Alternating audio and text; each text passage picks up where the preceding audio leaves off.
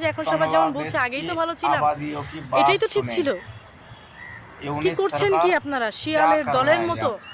এই সরকারকে পতন করে আপনারা জেল নাই, হাজত নেই, প্রত্যেককে ছেড়ে দিচ্ছেন। প্রত্যেককে আপনারা দেখছেন না পর্যন্ত যে তার কি ক্রাইম ছিল, তার হচ্ছে আগের ক্রাইমের রিভিউ কি ছিল, তার হচ্ছে বিফোর শয়তানের মতো লুকানো ছিল জেল হাজতে।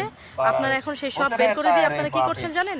লোকালয়ে শিয়াল ছেড়ে দিয়ে আপনারা হচ্ছে মানুষের নিরাপত্তা খুঁজছেন। আপনি লোকালয়ে মানুষ থেকে শিয়াল ছেড়ে দিয়ে, নোংরা হায়না ছেড়ে দিয়ে আপনারা বলছেন মানুষের নিরাপত্তার কথা। সেটা কি আদৌ সম্ভব? এটা আপনাদের কাছে আমার প্রশ্ন। এবং সর্বোপরি নিরাপত্তার যে বিষয়টা, কেন আসিয়া আজকে এভাবে করে রেপ হবে?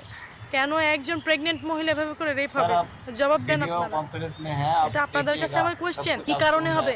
এত বছর তো এভাবে করে হয়নি, হয়েছে একটা দুটা হলে সেটার জন্য স্টেপ নেওয়া হয়েছে। প্রাইম মিনিস্টার ছিলেন শেখ হাসিনা, উনি অনেক সাহসী মহিলা ছিলেন।